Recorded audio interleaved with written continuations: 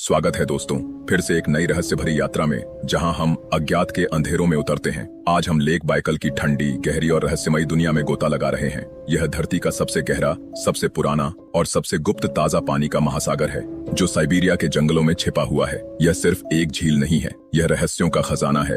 एक ऐसा पानी का गर्त जिसने कई कहानियों को निगल लिया है, और 1982 में इसने एक कहानी वापस फेंकी।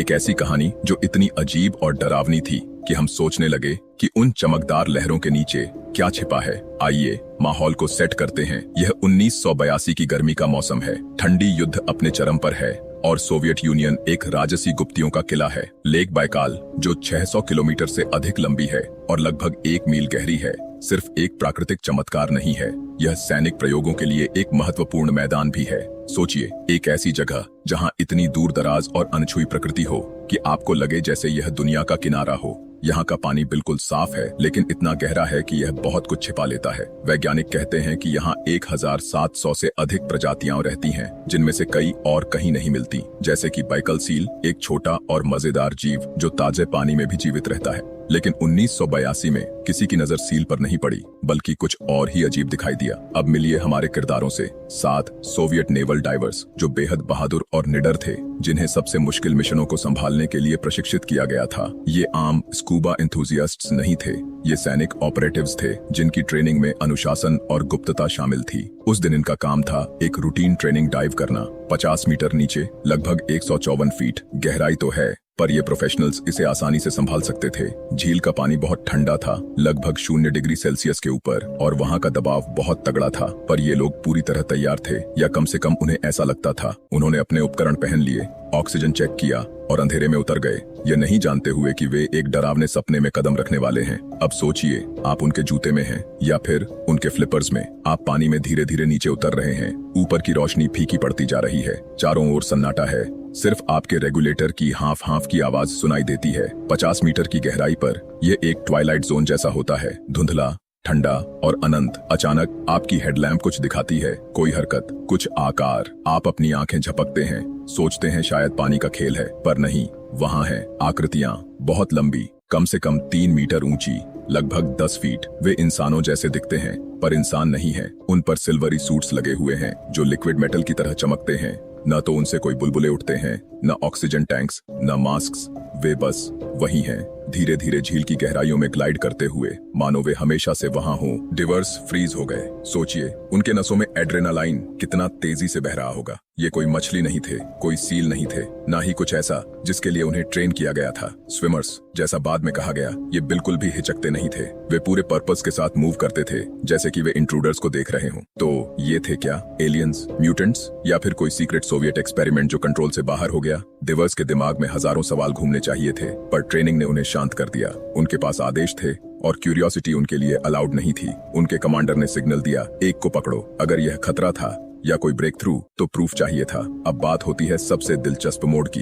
एक डाइवर ने झट से नेट लेकर सबसे नजदीकी आकृति को पकड़ने की कोशिश की। एक पल के लिए ऐसा लगा कि हो सकता है पकड़ लें, फिर बम! एक अदृश्य फोर्स ने उन्हें मार गिराया। ना तो कोई मुक्का, ना कोई धमाका, बल्कि एक सर्ज, जैसे कि झील खुद उनके खिलाफ हो गई हो। डिवर्स को इतनी तेजी से ऊपर फेंक दिया गया कि वो सरफेस तक कुछ ही सेकंड में पहुंच गए। 50 मीटर की ऊंचाई इतनी जल्दी कि फिजिक्स भी समझ न सके। समझिए, यह एक मौत की सजा थी। बहुत जल्दी ऊपर उठने से डिकम्प्रेशन सिकनेस हो जाता है, जिसे बेंड्स भी कहते हैं। आपकी ब्लड एक फिजी सोडा की तरह हो जाती है, नसों में बुलबुले फटते हैं। ये दर्दनाक होता है, ये जानलेवा होता है। 7 में से 3 लोग बच नहीं पाए। उनके शरीर सरफेस पर आए, बिना जान के नाक और कानों से खून टपक रहा था। बाकी 4 लोग मुश्किल से बच गए, दर्द में लम्हे बिताते हुए। जब मेडिक्स ने उन्हें डिकम्प्रेशन चेंबर में ले जाया, बचने वालों की रिपोर्ट्स को चुप कराया गया और सोवियत रेड टेप के अंदर क्लासिफाई कर दिया गया। पर धीरे धीरे जब यूएसएसआर टूट गया, तो कुछ डिक्लासिफाइड फाइल्स ने ये कहानी बाहर ला दी। डिवर्स ने कसम खाई कि उन्होंने उन आकृतियों को देखा,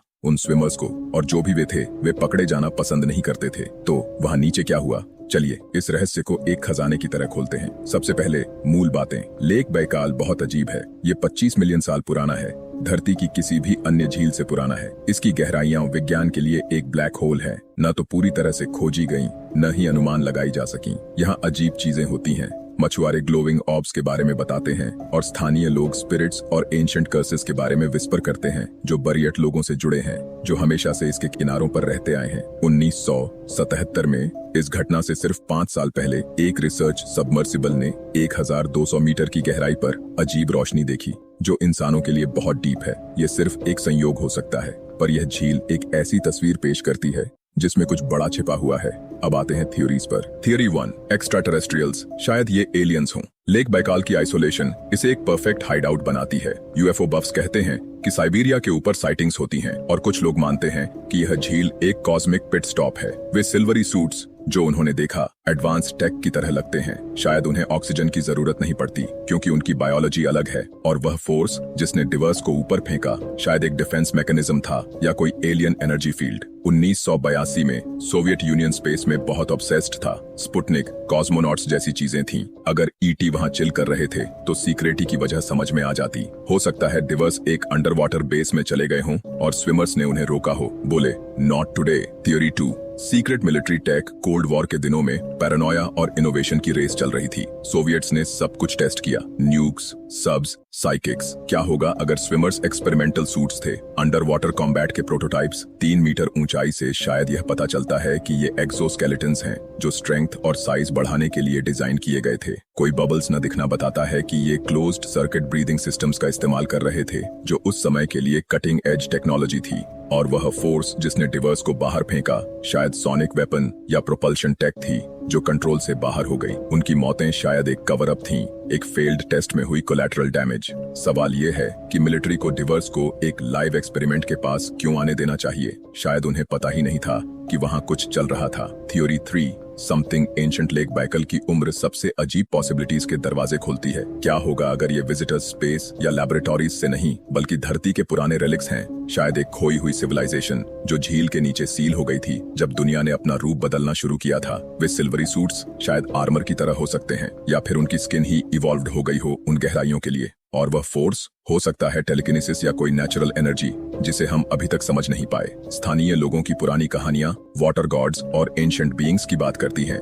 जो लेक बैकाल की आत्मा से जुड़े हैं। क्या स्विमर्स ऐसे गार्डियंस हैं जो नाराज हैं कि इंसानों ने उनकी जगह पर कदम रखा? यह सोचना डरावना है कि शायद वे हमेशा से वहां हैं, देखते हुए, इंतजार करते हुए। अब सर्वाइवर्स के अकाउंट्स पर ध्यान देते हैं क्योंकि यहाँ कहानी सबसे पर्सनल हो जाती है। उन्होंने बताया कि स्विमर्स की मूवमेंट्स इतनी स्मूथ और फ्लूइड थीं जैसे कि कोई डांस हो। एक डाइवर ने कहा कि उनके आईज या जहां आईज होने चाहिए थे हल्की ग्लो करते थे जैसे बायोल्यूमिनेसेंट फिश। एक अन्य ने बताया कि उसने अपने स्कल में एक हम महसूस किया जो साउंड नहीं बल्कि वाइब्रेशन जैसा था। क्या यह माइंड कंट्रोल था या कोई वार्निंग? ये लोग कोई क्रेजी नहीं थे, इन्हें ऑब्जर्व करने और फैक्ट्स रिपोर्ट करने के लिए ट्रेन किया गया था। फिर भी उनके स्टोरीज इतनी मिलती जुलती हैं कि उन्हें इग्नोर करना मुश्किल है। जो भी उन्होंने देखा उसने उन्हें अंदर तक हिला दिया और सोवियत हायर अप्स ने पक्का कर दिया कि इसे हमेशा के लिए छुपा दिया जाए। अब बात करते हैं आफ्टरमाथ की। तीनों दिवंगत लोगों की मौतों को ट्रेनिंग एक्सीडेंट के रूप में दर्ज किया गया। कोई ऑटोप्सी रिपोर्ट लीक नहीं हुई। जो बच गए उन्हें रीअसाइन कर दिया गया,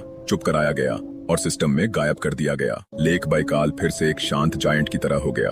उसकी सतह काम थी लेकिन उसके अंदर के रहस्य सबमर्ज्ड थे। पर कहानी खत्म नहीं हुई। 90 के दशक में रशियन रिसर्चर्स ने फिर से इस कहानी की जांच की। सब्स और सोनार से झील को प्रोब किया। उन्होंने अनोमलीज पाई, अस्पष्ट संरचनाएं, मेटालिक एकोज, पर कुछ भी कॉन्क्रीट एविडेंस नहीं मिला। 2009 में एक सबमर्सिबल टीम ने कैमरा पर ह्यूमनॉइड शैडो रिकॉर्ड किया, इससे पहले कि उनके इक्विपमेंट ने काम करना बंद कर दिया। ग्लिच था या ग्लिम्प्स, ये तुम डिसाइड करो। और सबसे बड़ी बात, लेक बैकल अभी भी मिस्ट्रीज से भरा हुआ है। 2011 में अंतरराष्ट्रीय अंतरिक्ष स्टेशन के अंतरिक्ष यात्रियों ने झील पर बड़े पैमाने पर आइस रिंग्स की तस्वीरें ली, मील्स वाइड, अनजान। वैज्ञानिक कहते हैं कि ये मिथेन वेंट्स हैं, पर स्थानीय कहते हैं कि ये पोर्टल्स हैं। पोर्टल्स किसके लिए, यही बड़ा सवाल है। और हर साल फिशरमैन ऐसे नेट्स लाते हैं जो किसी स्ट्रॉन्ग डीप फोर्स से कट गए हों। शायद स्विमर्स या उनके डिसेंडेंट्स अभी भी वहां हैं, एक ऐसी एम्पायर पर राज कर रहे हैं जिसे हम कभी मैप नहीं कर पाएंगे। तो इस सब से हमें क्या सीखना चाहिए? 1982 की यह घटना सिर्फ एक फुटनोट नहीं है, यह एबिस से निकली हुई एक चिल्लाहट है। क्या स्विमर्स एलियंस थे, सीक्रेट टेक थे या एंशिएंट वॉचर्स थे? क्या डिवर्स ने किसी कॉस्मिक मीटिंग, मिलिटरी गलती या सेक्रेड रिचुअल को डिस्टर्ब कर दिया? सच्चाई लेक बैकाल की गहराइयों में लॉक्ड है और यह कुछ भी नहीं बोल रही। पर एक बात साफ है, ये झील सिर्फ पानी नहीं है, ये उन सवालों का आईना है जिन्हें हम जवाब देने से डरते हैं। अगली बार जब तुम किसी पॉन्ड, रिवर या पडल के पास जाओ तो खुद से पूछो, क्या देख देख रहा है क्योंकि साइबेरिया में 1982 में कुछ था और उसे वह पसंद नहीं आया जो उसने देखा।